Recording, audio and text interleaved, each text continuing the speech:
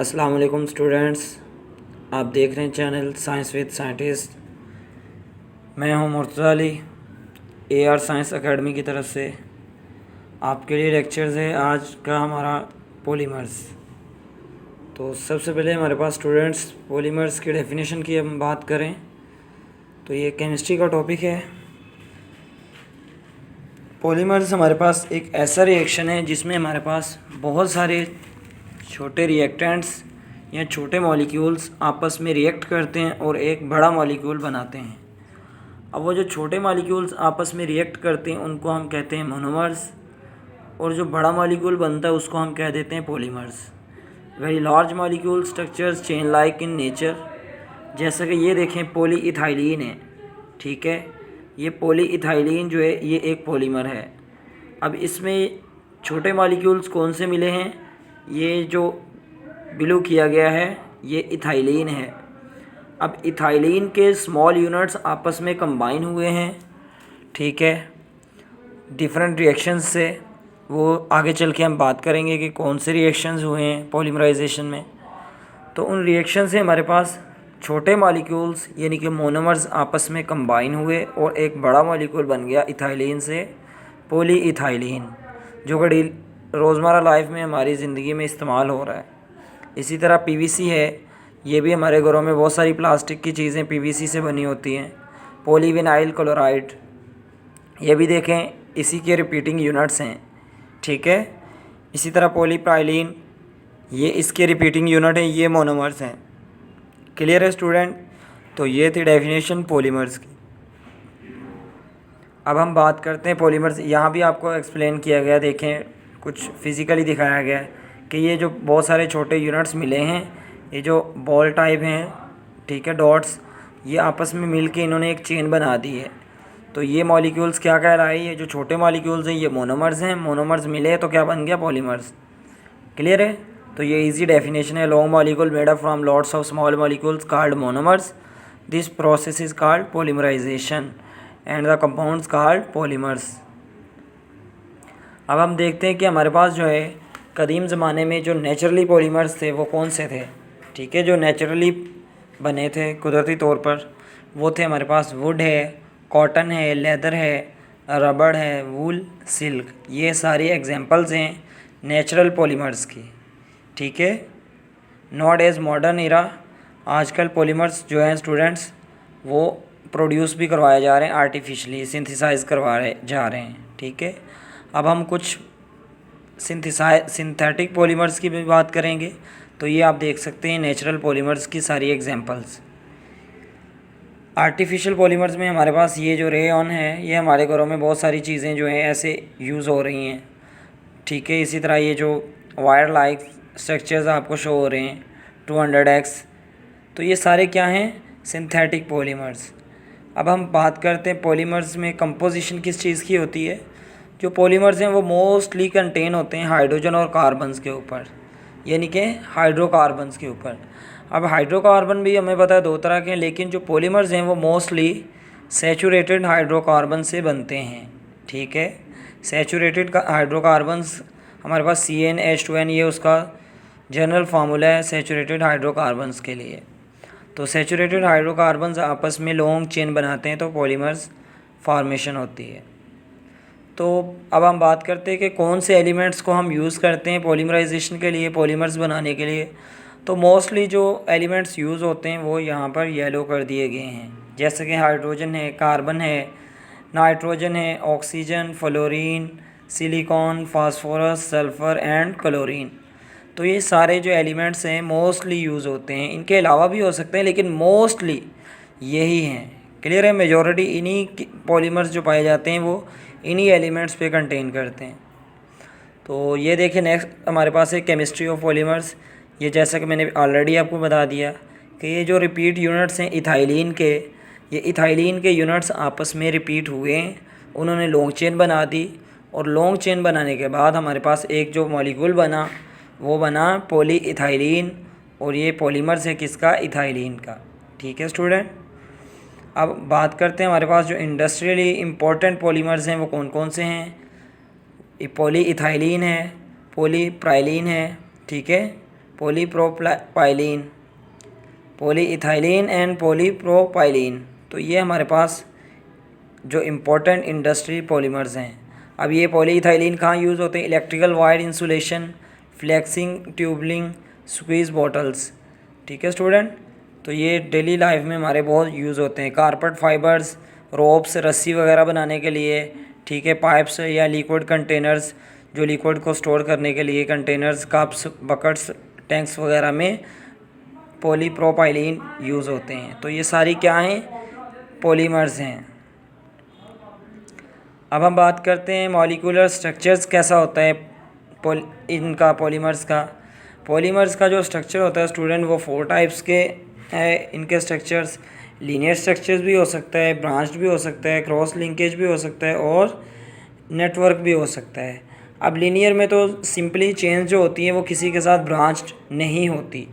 ठीक है, इसी तरह ब्रांच्ड में क्या होता है, एक चेन दूसरी चेन के साथ आपस में कनेक्ट हो रही होती है, ब्रांचेस उनकी। इसी तरह क्रॉस लिंक में क्या होता है, 2 से ज़्यादा ब्रांचेस होती हैं और वो जो 2 से ज़्यादा ब्रांचेस होती हैं वो एक दूसरे के साथ कनेक्टेड होती हैं। नेटवर्क जो होता है वो बेसिकली वो रिंग टाइप पॉलीमर्स हैं। ठीक है, जैसे कि एक्राइलिन है, इसी तरह। तो अब हम बात करते हैं स्टूडेंट, हमारे पास जो पॉलीमर्स हैं वो कितनी टाइप्स के हैं। तो डिफरेंट वे में पॉलीमर्स की जो क्लासिफिकेशन करवाई जाती है, तो एक वे ये है थर्मोप्लास्टिक्स एंड थर्मोसेटिंग। ये टेम्परेचर के अकॉर्डिंग है, हीट के हिसाब से। कुछ ऐसे पॉलीमर्स हैं जिनको हम अगर हीट करवाया जाए तो वो सॉफ्ट हो जाते हैं और जब उनको ठंडा किया जाता है तो वो फिर दोबारा से सख्त हो जाते हैं। तो उन पॉलीमर्स को हम कहते हैं thermoplastics. Thermoplastic polymers soften when heated and harder when cooled and vice versa. जब इनको हीट किया जाता है तो ये नरम हो जाते हैं, जब इनको ठंडा कर दिया जाता है तो ये अगेन सख्त हो जाते हैं। तो ऐसे मॉलिक्यूल्स में जो स्ट्रक्चर होता है वो कौन सा होता है, लीनियर या ब्रांच्ड। और इसके एग्जांपल है पॉलीइथाइलीन, पॉलीस्टायरीन, पीवीसी। क्लियर है। तो नेक्स्ट हमारे पास सेकंड टाइप जो है टेम्परेचर के अकॉर्डिंग, वो है थर्मोसेटिंग पॉलीमर्स।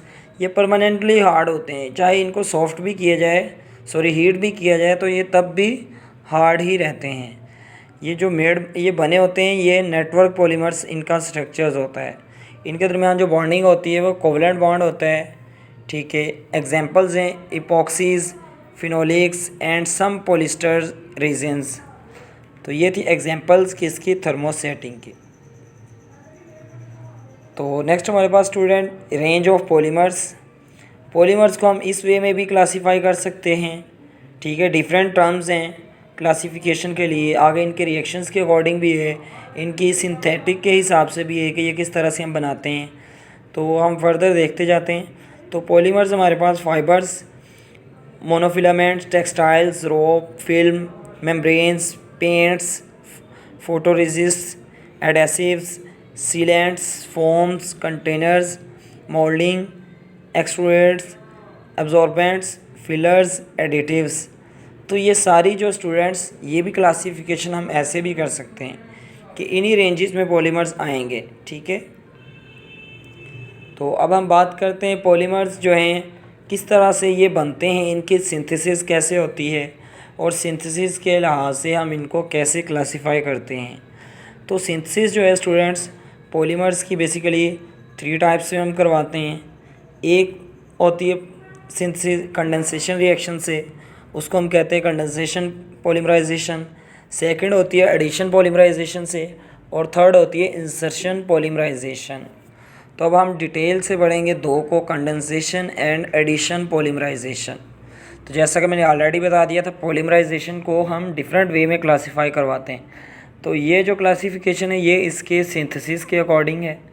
तो अब हम देखते हैं हमारे पास कंडेंसेशन पॉलीमराइजेशन क्या है और एडिशन पॉलीमराइजेशन क्या है और ये किस तरह से पॉलीमराइजेशन रिएक्शंस होते हैं। तो सबसे पहले हम देखेंगे एडिशन पॉलीमराइजेशन। ठीक है, वो कैसे होती है।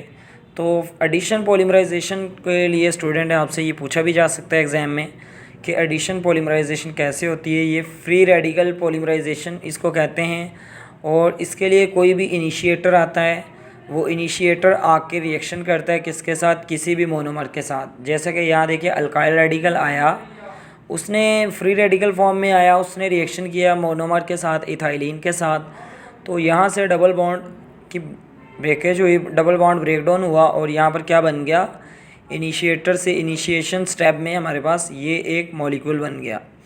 अब ये मॉलिक्यूल जो है स्टेबल होने के लिए ये भी रेडिकल फॉर्म में, फ्री रेडिकल फॉर्म में, तो ये दूसरे इथाइलिन के साथ रिएक्शन करेगा, तो ये रिएक्शन करके ख़ुद भी स्टेबल हो जाएगा और उसके साथ फिर बॉन्ड बना लेगा। ठीक है, तो यहाँ पर इनिशिएशन से यहाँ पर प्रोपगेशन का स्टेप हुआ। ठीक है, यानी कि प्रोग्रेस हुई है, मॉलिक्यूल एक स्टेप से दूसरे स्टेप में बढ़ा। अब ये मॉलिक्यूल फर्दर रेडिकल फॉर्म में ये स्टेबल नहीं है। ठीक है, बेंजोइल परऑक्साइड के साथ ये मॉलिक्यूल अगेन रिएक्शन करते हैं। ये देखिए एग्जांपल आपको दोबारा दी गई। ये मॉलिक्यूल नेक्स्ट लास्ट स्टेप होता है टर्मिनेशन का। ये जो प्रोपगेशन में मॉलिक्यूल बनता है, ये अपने सेम मॉलिक्यूल इस तरह से एक और बनाया जाता है जो इनिशिएटर के साथ रिएक्शन करके इनिशिएशन स्टेप से पास आउट होता है और फिर प्रोपगेशन से। अब टर्मिनेशन प्रोसेस में क्या होते हैं, ये जो प्रोपगेशन से दो मॉलिक्यूल बनते हैं, ये आपस में एक दूसरे को स्टेबल करते हैं और हमारे पास फाइनली मॉलिक्यूल बन जाता है जिसको हम कहते हैं पॉलीमर। और वो जो पॉलीमर बना है किससे बना है, इथाइलिन से बना है, तो उस पॉलीमर का नेम है पॉलीइथाइलिन। जैसा कि यहाँ पर बेंजोइल परऑक्साइड है, इसका फ्री रेडिकल मैकेनिज़्म हुआ है। ठीक है, फ्री रेडिकल मैकेनिज़्म से यहाँ पर भी फॉर्मेशन होगी पॉलीमर की। तो ये सारी एग्जांपल्स है किसकी, फ्री रेडिकल पॉलीमराइजेशन, या फिर इसको हम कहते हैं एडिशन पॉलीमराइजेशन। तो एडिशन पॉलीमराइजेशन हम आगे भी देखेंगे। तो ये स्टूडेंट देखते जाएं, आपको डिफरेंट एग्जांपल से समझाया गया है कि ये इथाइलिन जो है कैसे रिएक्शन हुआ, पॉलीमराइजेशन से गुजरा। इथाइलिन के बहुत सारे एन मॉलिक्यूल्स आपस में रिएक्ट किए, उन्होंने बॉन्ड बनाया एक दूसरे के साथ, तो हमारे पास पॉलीइथाइलिन की फॉर्मेशन हो गई। ठीक है, तो यहाँ पर हमारे पास डिफरेंट टाइप से पॉलीमराइजेशन की, एडिशन पॉलीमराइजेशन जिसको चेन पॉलीमराइजेशन भी कहते हैं। तो ये जो 3 स्टेप्स मैंने ऑलरेडी एक्सप्लेन कर दिए। यहाँ पर इनिशिएटर जो है इथाइलिन के साथ रिएक्शन किया और फिर फ्री रेडिकल बना, अगेन फ्री रेडिकल रिएक्शन करेगा इथाइलिन के सेकंड मॉलिक्यूल के साथ, तो फिर हमारे पास फ्री रेडिकल की फॉर्मेशन होगी। अब ये फ्री रेडिकल फर्दर एक और बनेगा, तो ये फ्री रेडिकल के साथ रिएक्शन करके एक स्टेबल मॉलिक्यूल बनाएंगे जिसको हम पॉलीमर कहते हैं। ठीक है, तो वो रिस्पेक्टिव पॉलीमर होगा जो उनसे मोनोमर्स यूज़ किए गए होंगे। तो नेक्स्ट हमारे पास ये थी स्टूडेंट, हमारे पास एडिशन पॉलीमराइजेशन जो कि फॉलो करती है किसको, फ्री रेडिकल मैकेनिज़्म को। नेक्स्ट है हमारे पास स्टूडेंट कंडेंसेशन पॉलीमराइजेशन। इसमें क्या होता है, कंडेंसेशन हम ऑलरेडी पढ़ चुके हैं। कंडेंसेशन एक ऐसा रिएक्शन है जिसमें दो मॉलिक्यूल्स आपस में रिएक्ट करते हैं और एक बड़ा मॉलिक्यूल बनता है, लेकिन उस बड़े मॉलिक्यूल के साथ एक छोटा मॉलिक्यूल भी रिलीज़ होता है। अब वो छोटा मॉलिक्यूल हमारे पास वाटर भी हो सकता है, अमोनिया भी हो सकता है, जैसा कि हमने कंडेंसेशन, ठीक है, एल्डोल कंडेंसेशन में भी हमने पढ़ा था। ठीक है, तो यहाँ पर देखते हैं हमारे पास हेक्सामिथाइलिन डाइअमाइन था। हेक्सामिथाइलिन डाइअमाइन, हेक्सामिथाइलिन, यहाँ से मिथाइल के 6 मॉलिक्यूल्स हैं और इसके साथ डाइअमाइन लगे हैं H2N NH2।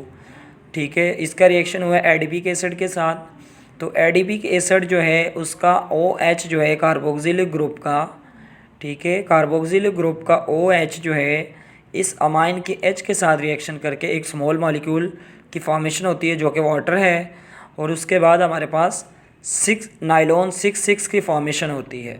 अब नाइलॉन 6,6 की फॉर्मेशन का रिएक्शन भी आपसे पूछा जा सकता है, या फिर कंडेंसेशन रिएक्शन फॉलो करते हैं ये भी पूछा जा सकता है कि नाइलॉन 6,6 कैसे बनता है। तो आपको पता होना चाहिए कंडेंसेशन पॉलीमराइजेशन रिएक्शन से बनता है, जिसके रॉ मटेरियल्स हैं hexamethylene diamine and adipic acid. ठीक है, ये भी क्वेश्चन पूछ लिया जाता है स्टूडेंट अक्सर कि नाइलॉन 6,6 क्यों कहते हैं हम। ठीक है, नाइलॉन को नाइलॉन 6,6 क्यों कहते हैं, क्योंकि नाइलॉन 6,6 इसलिए कहते हैं CH2 के कंटिन्यूस 6 कार्बन के बाद फंक्शनल ग्रुप रिपीट होता है। ठीक है, यानी कि अमाइन फंक्शनल ग्रुप आएगा, फिर हमारे पास इसी तरह रिपीट होते जाएंगे कार्बन 6, तो हमारे पास नेक्स्ट फंक्शनल ग्रुप आएगा। तो कार्बन 6 के रिपीटिंग यूनिट्स के बाद हमारे पास ये नेक्स्ट फंक्शनल ग्रुप आता है, इसलिए इसको नाइलॉन 6,6 भी कहते हैं। तो ये था कंडेंसेशन पॉलीमराइजेशन। ठीक है, ये भी एग्जांपल दी गई है कंडेंसेशन पॉलीमराइजेशन की। आप देख सकते हैं कि वाटर के मॉलिक्यूल की फॉर्मेशन हुई है। ठीक है, डेक्रोन से हमारे पास ये एक ऑर्गेनिक मॉलिक्यूल्स जो कि पॉलीमर है, डेक्रोन ये बना है टेरेप्थेलिक एसिड से, ठीक है, उसका रिएक्शन हुआ ग्लाइकोल से और वाटर की फॉर्मेशन हो गई। साथ में हमारे पास पॉलीमर कौन सा बना, डेक्रोन। तो जिसमें हमारे पास स्मॉल मॉलिक्यूल रिलीज़ होगा वो कौन सी होगी, कंडेंसेशन पॉलीमराइजेशन। और जो फ्री रेडिकल मैकेनिज्म को फॉलो करेगा वो हमारे पास है एडिशन पॉलीमराइजेशन। तो ये अगेन उसने अगेन एग्जांपल से मैं आपको समझा रहा हूँ कि ये देखें आर से रिएक्शन किया, ये इनिशिएटर बन गया। ये इनिशिएटर जो है इथाइलिन के साथ रिएक्शन हुआ और इथाइलिन का फ्री रेडिकल बना। नेक्स्ट प्रोपगेशन में क्या होता है, ये जो फ्री रेडिकल है ये अगेन इथाइलिन के साथ रिएक्शन करेगा और एक और फ्री रेडिकल बनेगा। अब ये फ्री रेडिकल जो है अगेन इथाइलिन के साथ रिएक्शन करके एक लॉन्ग चेन बनाता जाता है। फिर जो फ्री रेडिकल होता है ये स्टेबल होने के लिए एक और फ्री रेडिकल के साथ रिएक्शन करके क्या बना देता है, एक पॉलीमर जिसमें n नंबर ऑफ़ कार्बन होते हैं, ठीक है। जितनी ज़्यादा मर्ज़ी हम लंबी चेन करते जाएं, रिएक्शन करवाते जाएं। तो ये था स्टूडेंट हमारा आज का टॉपिक, जिसमें हमने देखा है कि पॉलीमराइजेशन क्या है, पॉलीमराइजेशन की एग्जांपल्स क्या हैं, पॉलीमराइजेशन की टाइप्स क्या हैं, पॉलीमराइजेशन की सिंथेसिस कैसे होती है, पॉलीमराइजेशन को हम क्लासीफाई कैसे करते हैं। तो अगर स्टूडेंट आपका कोई क्वेश्चन हो पॉलीमराइजेशन के हवाले से कि पॉलीमर्स की केमिस्ट्री क्या है, इसी तरह हमारी डेली लाइफ में बहुत सारे बैकलाइट जो है एक फेमस पॉलीमर है। तो डिफरेंट पॉलीमर्स हमारी डेली लाइफ में यूज़ होते हैं। तो ये बहुत ही डिटेल के साथ मैंने एक्सप्लेन कर दिया है थर्मोप्लास्टिक क्या है, थर्मोसेटिंग क्या है। लेकिन फिर भी स्टूडेंट अगर आपका कोई क्वेश्चन हो तो वो कमेंट सेक्शन में पूछ सकते हैं। आज तक के लिए मैं इस टॉपिक को यहीं क्लोज़ कर रहा हूँ। तो नेक्स्ट हम इसी टॉपिक को कंटिन्यू करेंगे और इसको डिटेल से मज़ीद बढ़ाएंगे कि पॉलीमर्स को हम आगे कैसे डिस्कस करेंगे।